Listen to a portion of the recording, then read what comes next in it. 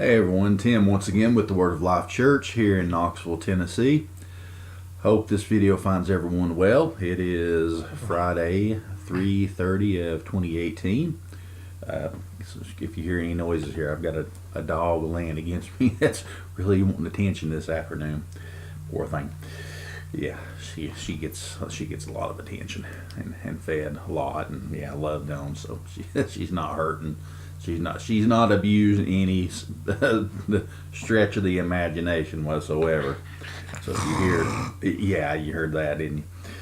So hope everyone is doing well when this video finds them, and we are in the Passover week, Resurrection week, as I call it. I feel like this would be, unless something happens tomorrow. Don't know what happens. It's going to be busy weekend, especially with this Sunday coming up, and don't know what tomorrow is going to hold. You never do, but I figured this would be the last video before this Sunday, Resurrection Sunday, and wanted to try to get another video in beforehand, and felt, even though I try to kind of go against the I don't want to say I tried to go against the grain just on purpose, but I try to, just do everything out of habit and just do like everyone else kind of does, and everyone else tries to bring, the accepted, like at Christmas time, everybody tries to bring the Christmas message, and at Easter time, everybody tries to bring the Easter message. And like I said, you guys know I don't like to use the word Easter because Easter's not a term that I would use. It was the Passover, and and it's not, that was, you guys know about that. It's not the correct term. It was, that was, as I've said, that was a holiday or a festival that was celebrated before. That was a term. They celebrated the Passover. Of course, when Jesus rose, that was a resurrection that they celebrated there after that. Easter was, the festival celebrated before that, and it was translated by the KJV translators as Easter, and it was actually a festival called Easter or Ishtar, and that was a pagan festival that was translated, and unfortunately that has been inserted in that, and I wish that it originally had been put out, and it's been associated with Easter eggs and bunnies, and I'm not going to go into all that because I went into it time and time again before. It won't do any good. Let everybody be upon their own conscience and call it what they want to and do what they want to, but I'm going to call it what I feel like it should be called and feel led to call it. And I call it Resurrection Week and Resurrection Day because that's what it is. That's when the Lord rose again. So, like I said, I think that we're going to go in that direction today. And, even getting to the day, everybody talks about the week and the day and talk about it. We got to remember, we're not talking about the actual week and the days and everything. We're on a totally different, that was under. Even before that, we're on a totally different calendar. We are on the Gregorian calendar. Started by Pope Gregory the 13th, I believe, in 1582. And before that, it was the Julian calendar, started by Julius Caesar, which he started now, and whatever they were using before. So, the point is kind of like the same deal about when Christ was actually born, which is more toward not really what we consider December 25th.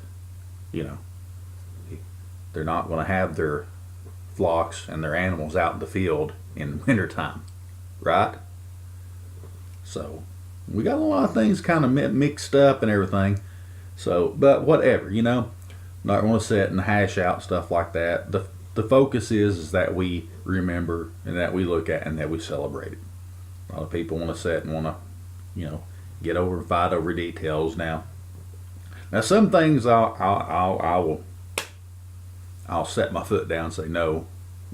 I'm not going to. If it comes down to letting stuff that shouldn't be into the church, into like, bringing in pagan worship, no, I'll take no part in it. I'll put my foot down about it. And if you want to go ahead and do it, you go ahead. I'm not doing it. But if I have any say in it, then no, I ain't gonna. Sorry. But that's just hey. Because my Lord tells me to do different. He tells me not to take part in things like that. Because when you do stuff like that, you open windows, you open doorways, you open stuff for the enemy to come in and to have a foothold. We've been talking about here lately about letting the enemy have footholds and stuff like that. And I said I didn't know if I was going to really bring some of this stuff and messages on here. Well, to a certain extent I would, but I said I probably was going to bring messages of that sort behind the pulpit and start warning people. Well, I did. I preached that Wednesday night at the church about going on the offensive against the enemy. And that was one of the messages I brought, was going on the offensive. I started that series out, going on the offensive against the enemy. So, being true to my word. Felt led to do that, and that's what I did. Not that I'm anything, nothing without the Lord. Nothing good in me at all except what the Lord puts in me and His Word. I've got to abide in the calling He's put me in. If He increases me, decreases me, makes me whatever He wants me, But the thing is, even in that, I've got to decrease so He must increase. Talking as far as He wants me to do much, midway, little, now, later, whatever. Whatever He wants me to do. So, at any rate, I don't want to go down a big long rabbit trail, but, I'm just saying, that all goes along with what I'm saying about, coming to you today with, I don't want it to be just, the whole stamped and approved, standard labeled Easter message. But it's going to be about the resurrection, because that's the season we're in. Because I can look outside right now and actually praise the Lord. Hey, the sun just popped out. It's been kind of a sunshine and overcast sunshine type of day. And all of a sudden looked outside in the sunshine and I'm seeing kind of growth on trees, and spring is trying its best to pop out. Warm, and then all of a sudden I'll step outside and kind of a little cold breeze will come, and I'm like, my goodness. But it's that time of year, and especially East Tennessee here in our area. That's what it does in this area. But, can't really say that I would want to live anywhere else. This is basically where I've lived all my life and grown up. People say, well, don't you want to live anywhere else, experience anywhere else? When it comes down to it, and people will disagree with me when this, everywhere is just like any other, because people are really the same. When you're dealing with, people are going to be the same no matter where you go. Oh, the environment, but you got to deal with certain things. Hey, you go to the beach, hurricanes. You go out Midwest and everything, you're going to be dealing with tornadoes.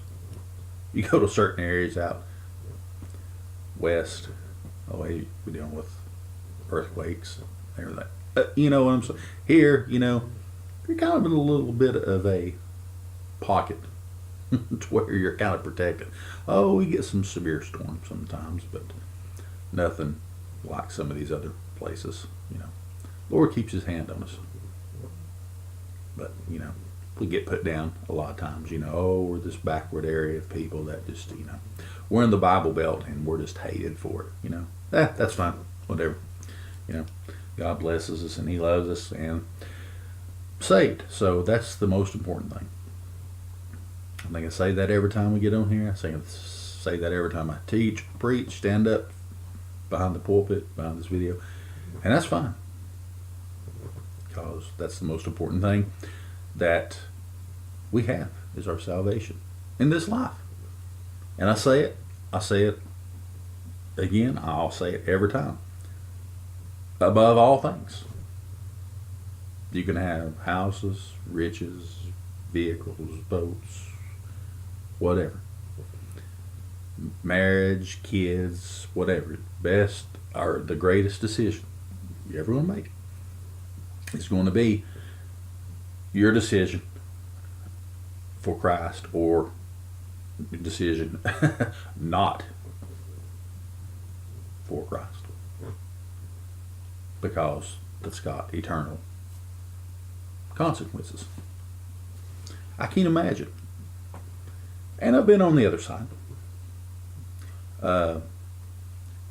Made a decision for Christ and been on the other side of turning my back on him. And, of course you say, oh, well, everything's going to be okay. Everything's going to be okay. I still think that I'm okay. But now you see, especially, the enemy has you lulled into a false sense to think you're still okay, and even though you're doing stuff, or you're still out, or that you've let yourself back out in sin, but you're still okay.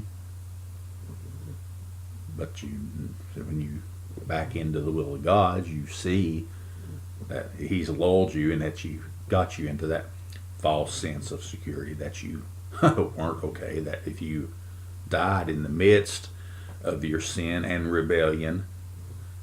And I have to respectfully disagree with a friend of mine once said, see, the Lord even blesses you in your rebellion. No, he does not. Does he keep your hand upon you in a lot of ways? Yes, he does.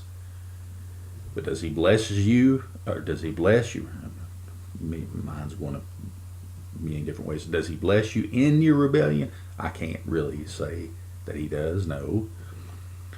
Did he bless Israel in their rebellion? No, he turned them over to their enemies in their rebellion.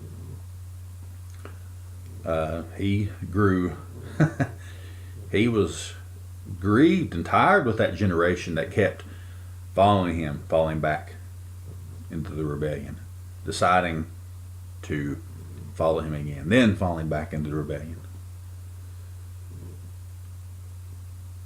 Being blessed and then getting sick, and that blessings. Tired of his blessings, wanting something else.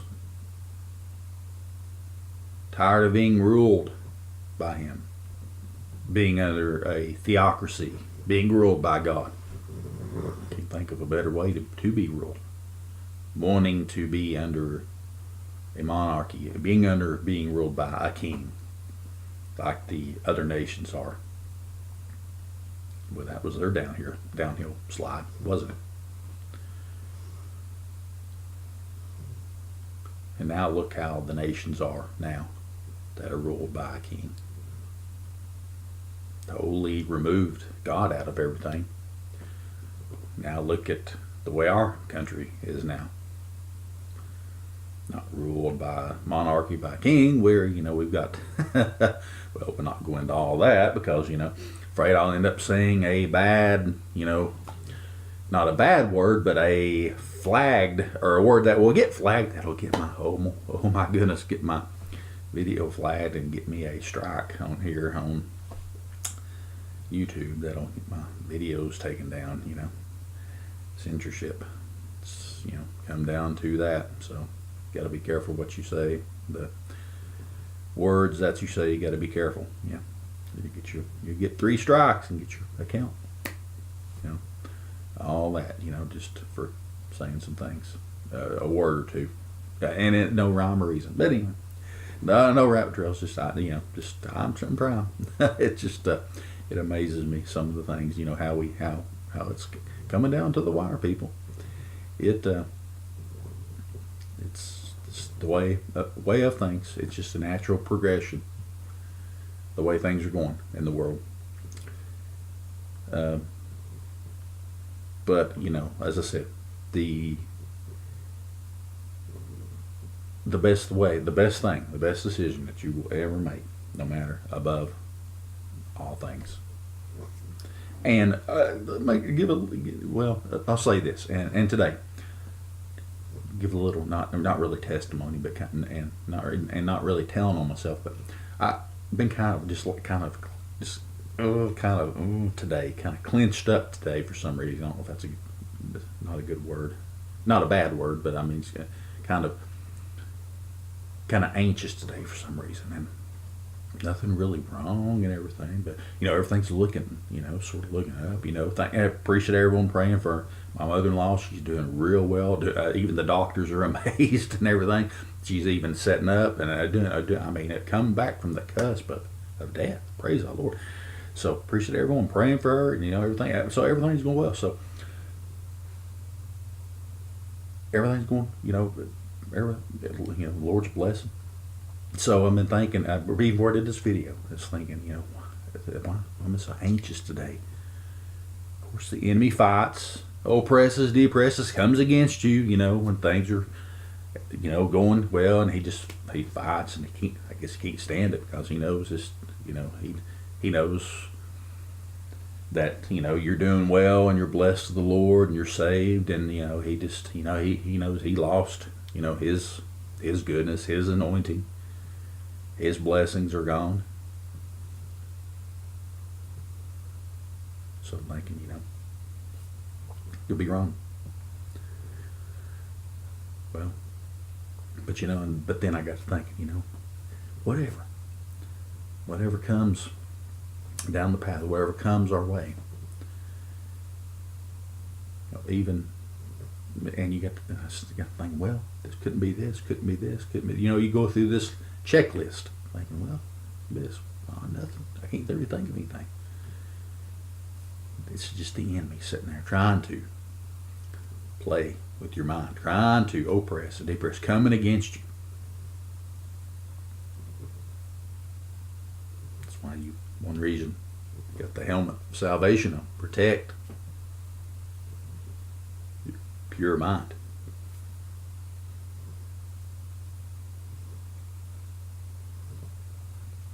Talked about coming up, stirring up your pure mind. It's where the battlefield is.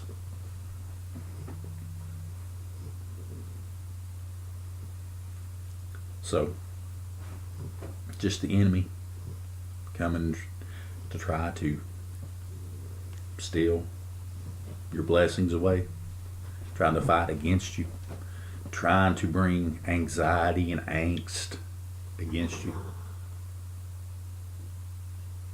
Like I said, he knows his blessings are gone. He's angry.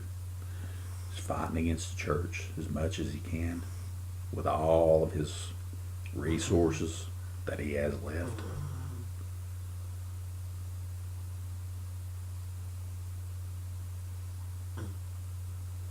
And who knows what he knows. We know that God's Word tells us that the angels look into salvation, desire to look into it because it's so wonderful. So, we know that what the rebellious angels and what Satan and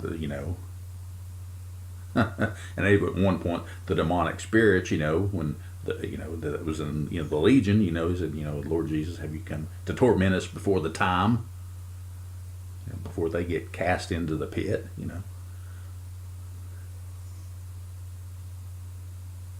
all that. We've got the Word of God for us.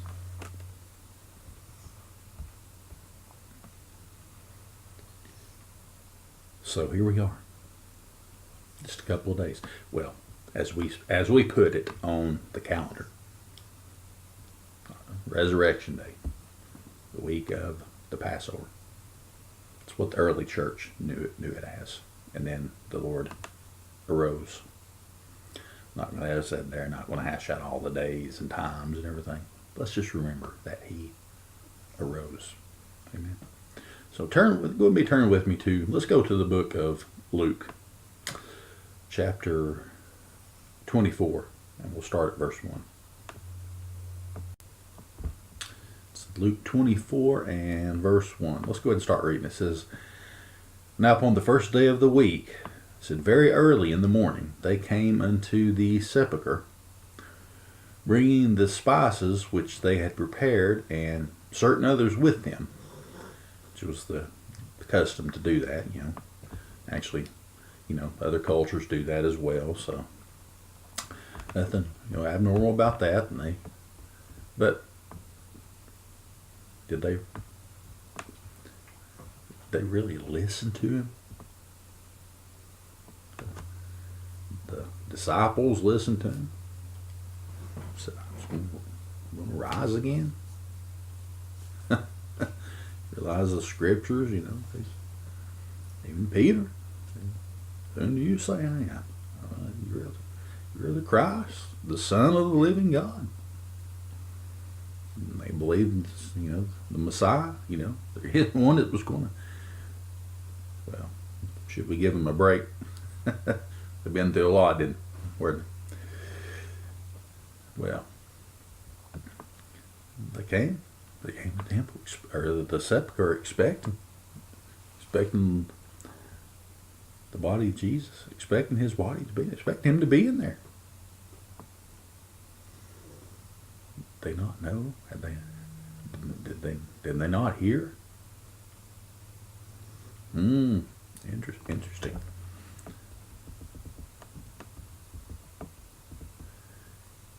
Going a lot more of that. So in verse 2 it says, "They found the stone rolled away from the sepulchre." It's a big shock to him. You got to consider too, what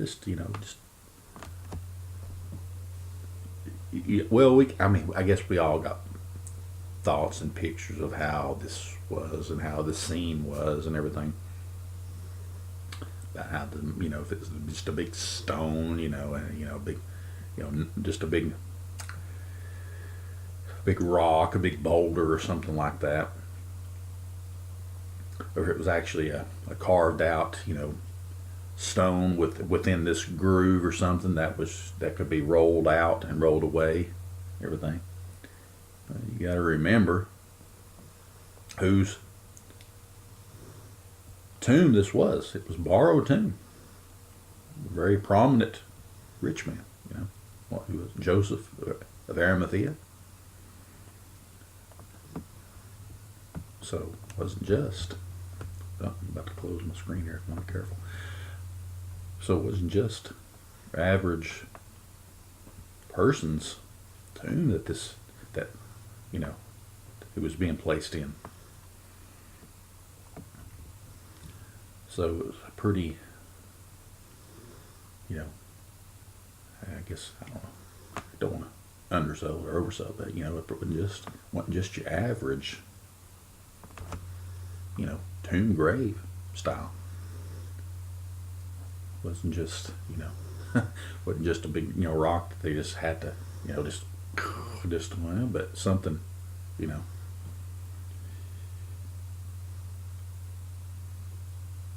And who believes that the one that they have, that they show over there in Israel now, is the actual one that they say that is the one that that they show to the public at large, is the one that is the actual tomb of the Lord Jesus? Show of hands.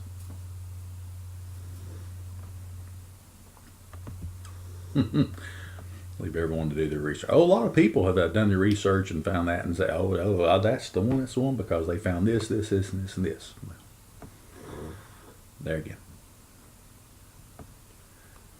Leave that to the listener to decide and do your own research and look it up, and there again, details. You know, there again, it's almost like the whole grave cloth. You know, people say that. You know, found out because they found that. You know, and say that that must be his because of the Shroud of Turin. That's what they call it, and how it was formed, and how it's basically how it must be. You know, all the research and money they've poured on it, and how it's, you know, there again, interesting. Is you know, there again, interesting side study. Does it add to my belief? No, because I believe it by faith. I believe this by faith. Now, I'm not saying all the other stuff I believe by faith. You know, I don't have to. The other stuff doesn't have to be proved to me. I already know this by faith because I already have believed in the only begotten Son of God. I'm already saved. All that other stuff doesn't have to be proved to me. Do I like to read about it? Do I like to study about it as like a side deal? Well, sure.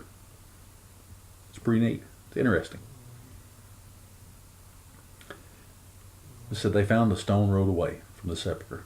It says in verse 3, it says, and they entered in and found not the body of the Lord Jesus. Verse 4, it says, and it came to pass as they were much perplexed thereabout. Well, you can imagine so. I wonder what they were thinking, believing. Were they actually thinking maybe? Studying on the situation? Were they thinking maybe? Or was the first thought, well, somebody's coming, taking it? Was the first thought maybe comes that somebody's come, rolled away? They're thinking in natural. Were they thinking in natural? Somebody has come, has rolled this stone, come in, and they have stolen his body. I guarantee 90% people probably, that's the first thought that would come to their minds. Somebody has come and rolled this stone away, and they'd come and stolen his body. Why? Because 90% of people is going to come in, and they're going to be thinking the natural. They'll be thinking in the spiritual terms. Why? And I'm not putting people down when I say that. Why? Because there again, unfortunately, there again, how about that? We got to find a way to tie this in somehow to faith. There again, as we get older, once again, we tend to lose that childlike faith. People say, oh, we lose that childlike faith around Christmas. We tend to stop believing in Santa Claus. Oh my goodness. Yeah. But no. Forget that. What we do as we get older, we start to, our hearts get hardened, and we start to lose that childlike faith.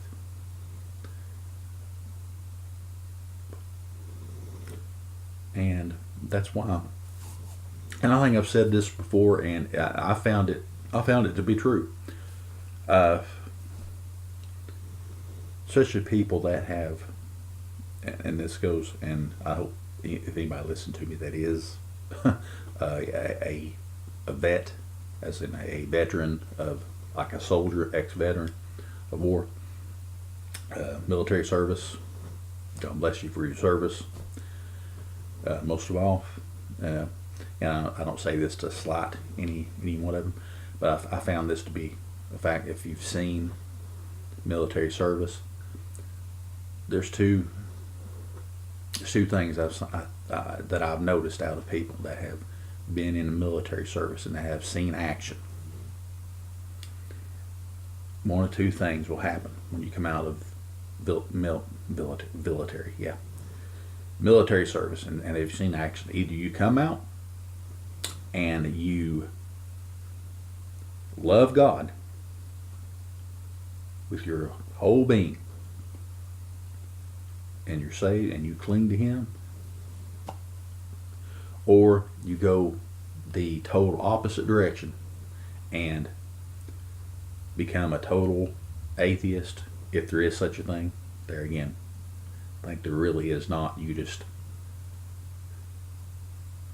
really believe, but really just don't want to have anything to do with God. You're mad at Him. Good study, by the way. And you go the other way, and you're mad at God, saying, well, if there was a God, then He wouldn't let anything, as hard things that I've seen, horrible things that I've seen, He wouldn't let stuff like that go on. So you go in one of two directions. So there again, that goes with the faith I'm talking about. So a lot of people, when you get older, that's what you do. But when you're a child like that, and you have that childlike faith, let's put this little experiment into play. Imagine if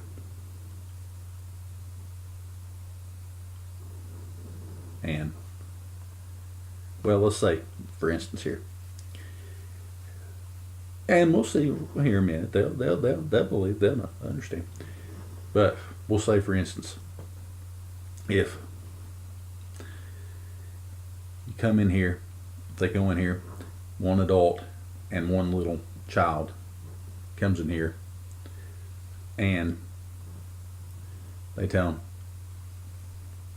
that He is risen. The adult and the little child, which one is most likely to just outright, immediately believe it, that a miracle has actually taken place? Well, according to Jesus, when He said when He had the little children come to Him, He said that childlike faith. You got to come to me with that childlike faith. He said, according to Him, He said it was the childlike faith that was going to believe Him and have faith in Him. It takes a little bit more for the adult, who's seen more, experienced more, who's a little more hard-hearted and thinks more logically, and well, stuff like that can't occur, can't happen. Why? You just got to change your belief. Change your thinking. Hey, there is more things that happen than you could ever possibly believe that goes on in this world. You just don't see it. We talk about, and I say this a lot, and it's true. Well, I haven't said it lately, but a lot of things that God has protected you from, that has sent angels to watch over you, and has protected you from the stuff that you don't even know. You know, you've been out driving. You know, it's amazing that there is not more. Not more, is that proper? Is that there are not, that you know, talk about accidents and everything like that, that there are no more wrecks reported and stuff like that. You know, well, brother, there's a lot of stuff that goes on. There could be a lot more. There could be a lot more chaos than there is, because, you know, think about it.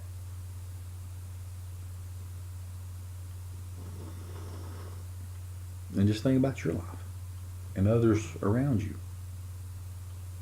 Percentage-wise, think about it. Think about your own physical body. Say, well, I know a lot of sick people. Well, I know a lot of sick people. I know of one right now that come back from the brink of death. Just think about your own body. Like I said, talking about before, there are little vessels, even in your neck, that are so small that if they burst, you got about maybe 2 to 3 minutes, and then you're out of here. But God's word says we are fearfully and wonderfully made. And he's got his hand on us. And think about it, when you're lifting stuff, and I've lifted some stuff, and I know you guys out there, and some of you have that have lifted some stuff that about makes you just want to, when you finally put it down, just about makes you want to fall over and just collapse. Because you've had to lift some stuff and, pull and tug. Now just think about that.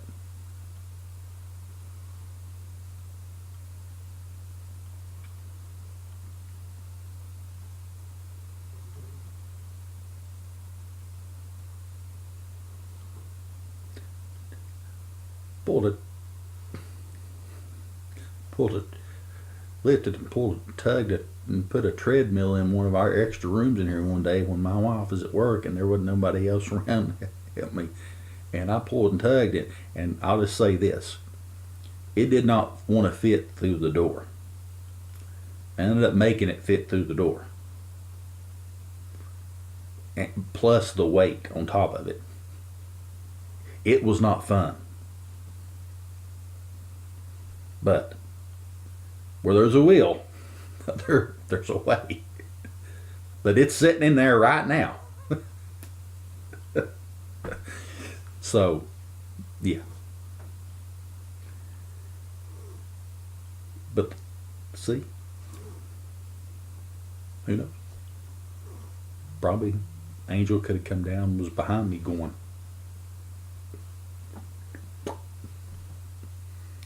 saying, brother, you're being silly. No, I'm serious. The Lord, he does. Hey, if it's important to you, if you're doing something, hey, the Lord can be right there for you, or send angels to do his work. That's what the angels are around for. The Lord can do anything. He's God. God is God. My goodness. There's nothing I can say that can describe God. There's no point even trying. I've tried it and I fail every time.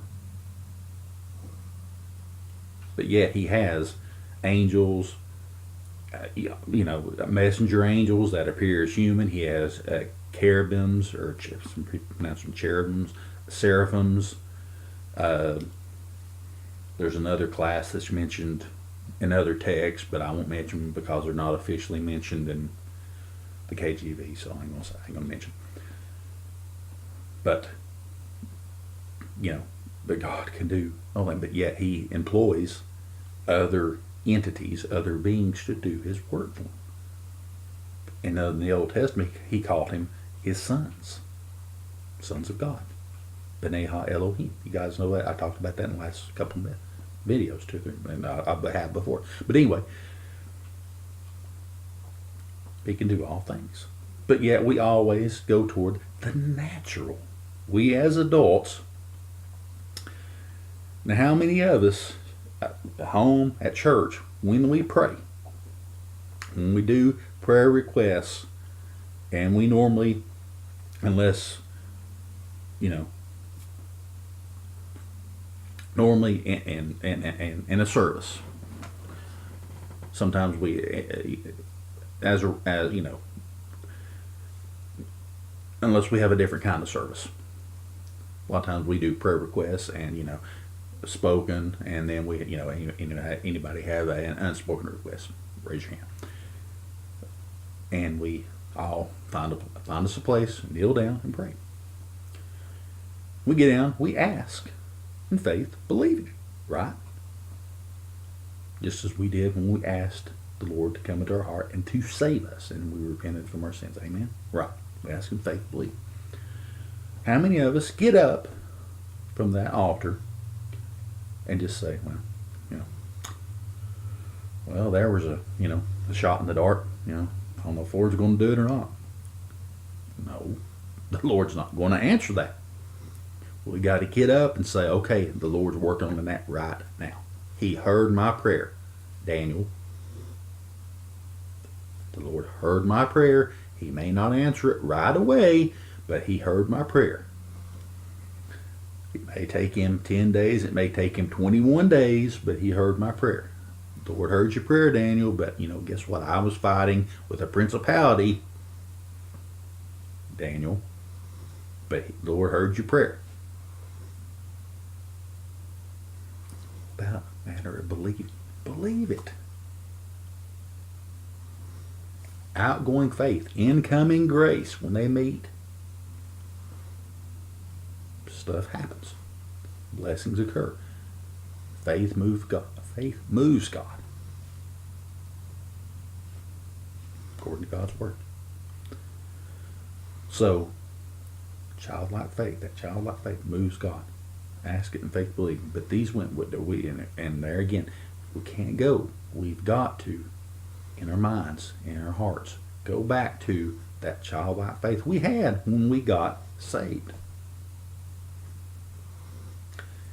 We can't doubt. We can't be perplexed. It says, as they were much perplexed thereabout, behold, two men stood by them in shining garments. Now these two messenger class angels, as I like to call them.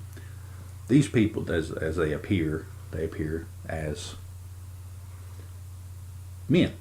Now, I believe there again, these angelic beings, I think they can, angels, messenger class type angels that come as men, I think they can come down here and kind of appear as them. But these appeared in shining garments.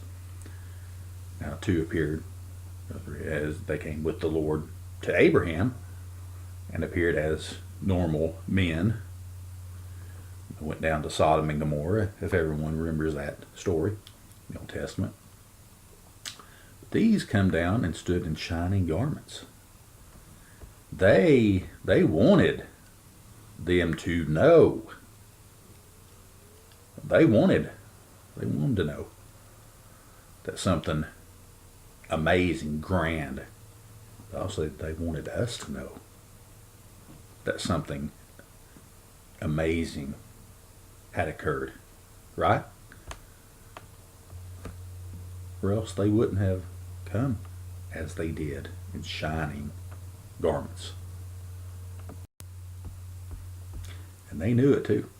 It said in verse 5, it says, let's scroll down here a little bit. It says, as they were afraid, I guess probably they were too. They knew. They knew something was amiss. It says, and as they were afraid and bowed down their faces to the earth. That wasn't the only place. There have been several places when these angels appeared to men and they bowed down. Seems to be kind of a common thread, common factor to when the angels appeared to men, does it not? It says, they said unto them, very common verse here a lot. It says, why seek ye the living among the dead? Said, he is not here. Didn't even say his name, did they? No, it's talking about. Said, but is risen. And here is the reminder. It says, remember. Remember it said earlier, they were perplexed. So they'd come with spices and everything and think, oh, we're going to go in here, he's going to be in here, we're going to anoint his body and we're going to have to do all this and and we're going to go in here and we're going to be weeping and and everything.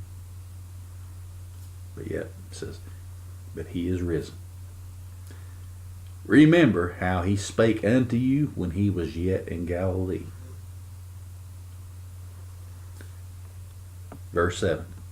Saying, the Son of Man must be delivered into the hands of sinful men. Listen, people. If you live godly in this world, you are going to suffer persecution. You better be glad that right now, as of this moment, we here in America, we think we have a special place in God's eyes, right?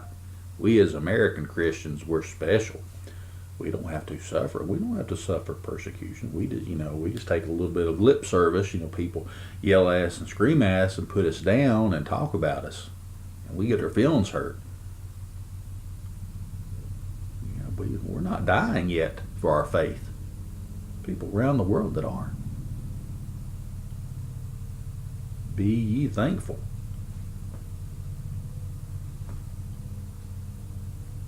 People aren't thankful enough. About many things. But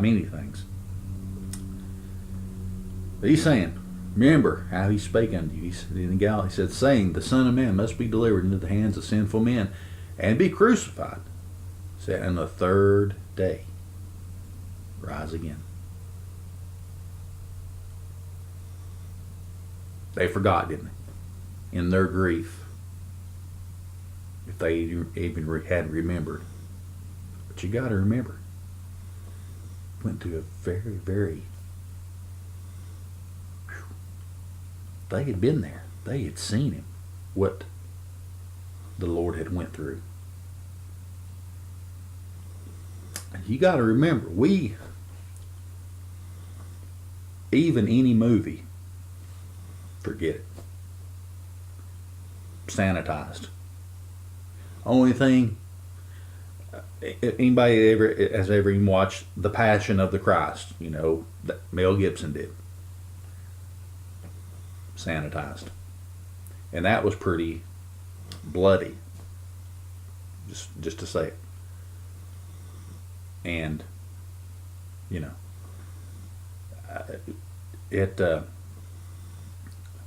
I don't think it was anywhere near. Nowhere near. According to God's Word. According to Old Testament scriptures. Nowhere near to what the Lord looked like when he was hanging on that cross.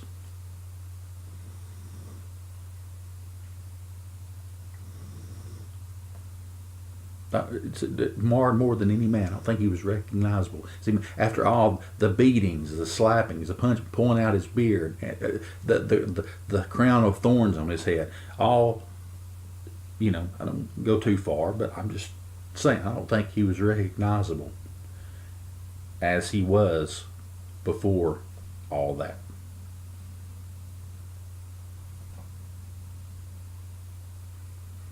But these women, I think, when they were getting ready to go in, and the spices and everything, I think about what they were thinking when they were getting ready to go into that tomb.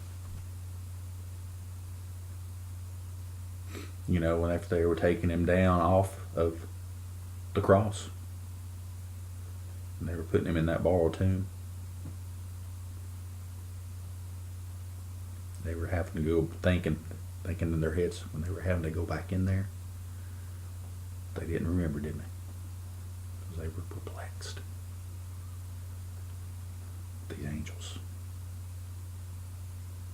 Remember what he said when he spake unto. Verse 8, all of a sudden. And they remembered his words. Think about how happy. Think about imagine how light how their heart leapt within them. Think about when they remembered those words. In verse 9 it says, and returned from the sepulchre, and told all these things unto the 11. You got to remember they were minus one. Judas Iscariot. It says, and to all the rest. It says, and it was Mary Magdalene and Joanna and Mary, the mother of James, and other women that were with them, which told these things unto the apostles. And their words,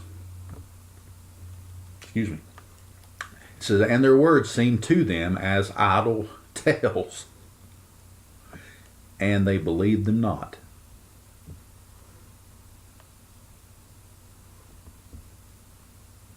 People still doubting. See, that's why these people are still looking. That's why these people are still going to the promise land, or the Holy Land.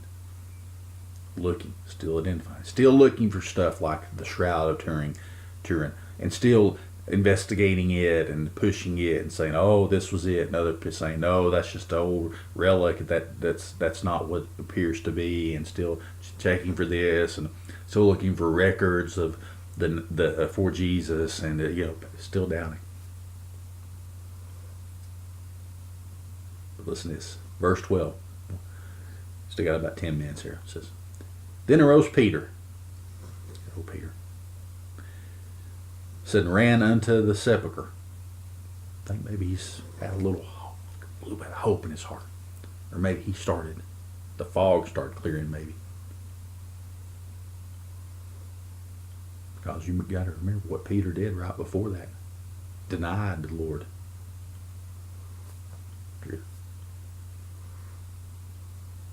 Somebody had a little hope in his heart. It said, and stooping down. Gives you a little bit of info about the tomb there. And stooping down, he beheld the linen clothes. Gives you a little info about the linen garment too there. Laid by themselves, and departed, wondering in himself at that which was come to pass. There again, if he'd only remembered, if they only talked about it. So, at this, actually, I'll tell you what, before we're not going to go any further than that because we're going to get into other stuff here. But we know that he is risen. If you've been saved, and I hope that you have, hope those that watch this video, that you have been saved, that you've been born again at this resurrection time, this Passover to the Jews and resurrection time of our Lord Jesus Christ that we'll celebrate this coming weekend. And we celebrate it in the right way, knowing that he was in that tomb, but he rose again for us, and we know that his body was in that tomb, but we know that what he was doing, he had business with the enemy. He went down and took the keys of death from the enemy, conquered death, hell, and the grave. Amen. That we don't have to worry about it anymore. See, he made it so easy for us now. Saying, brother, life's kind of hard. We have to go through things, yes, in life, and as I said earlier, we have to suffer tribulation and problems and issues in this life. And the Christian walk is, in life in general, a lot of times is not easy. But he didn't promise it was going to be. He didn't promise that our walk was going to be easy. There again, he didn't say, as you walk through the rose bushes, there's going to be, the old example, there's going to be thorns on those rose bushes. Not pleasant, but you know what? He wore a crown of thorns. And, you think about the thorns on the rose bushes we have around here, about the thorns they have on the vines and bushes they have over there in the Middle East, the ones that they use for the crown of thorns, they're a tad bit longer. So imagine having that plaited and pushed down and mashed down and smacked down on your head, and the head being one of the worst places that you can get a wound that bleeds pretty bad. Think about it. The Lord shed all that blood for you on Calvary. And he rose.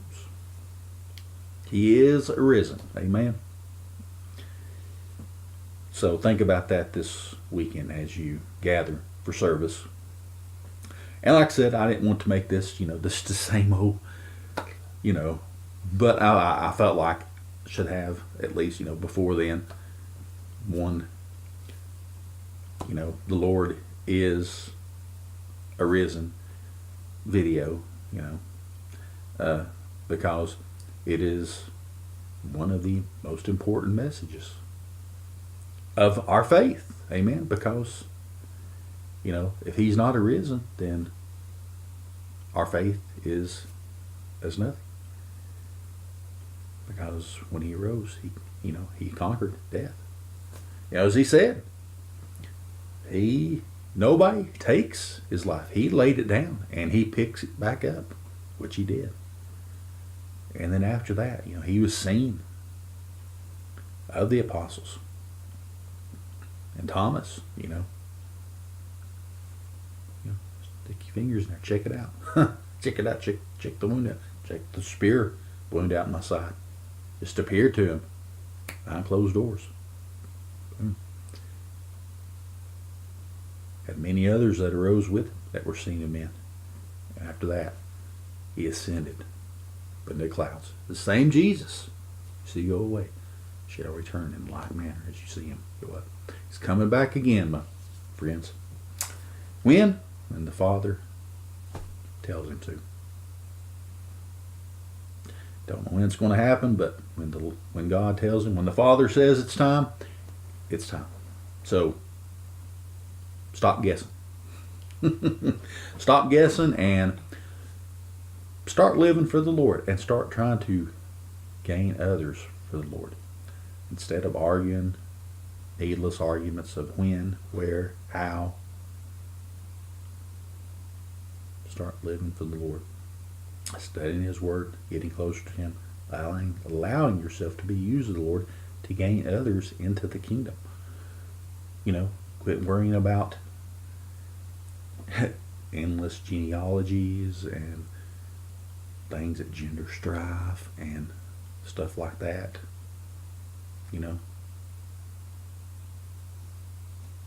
Allow yourself to be used of the Lord. Most important thing. One thing I talked about. Two things, mission statements. I'm going to mention those. What I used about talking about going on the offensive. Talked about that Wednesday night. First thing, seek and save that which is lost. Number 2, Son of Man was manifest to destroy the works of the enemy. There is 2 of your mission statements right there. And in that, those 2 things, you're going to help gain those. They even oppose himself. You can be saved. So if you're not saved, all that call upon the name of the Lord shall be saved. Lord, kneel down, allow the Lord to draw you to that altar of repentance. Ask Him to save you, come into your heart, repent from your sins. Be the greatest decision, most important decision that has eternal consequences. You don't want to go the other direction.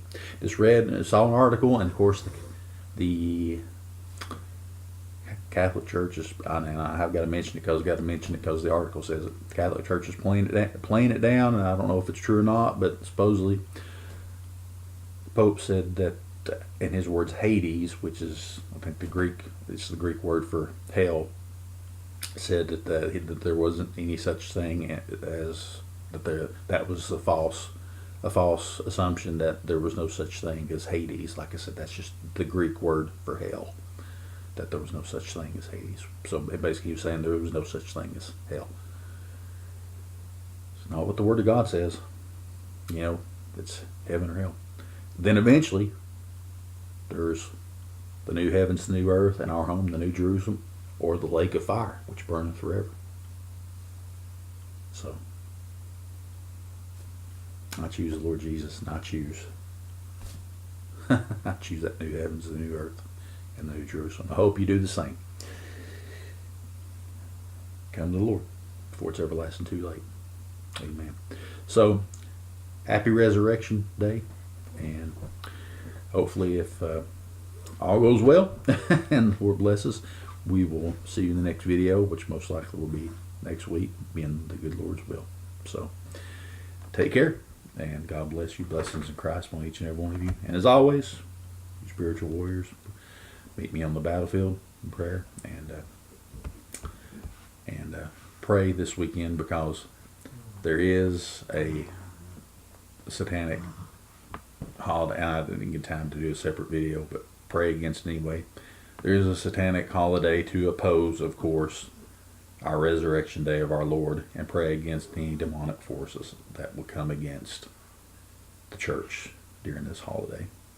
So pray against the enemy during this time, that their powers will be bound, and that any that will come against anybody trying to get saved during this holiday, they'll be bound, and that many will come to the Lord during this time. Because you know, a lot of families and friends will come to the house of God during this time on invitation that normally would not during other times. Amen. All right. Take care. Talk to you soon. Bye.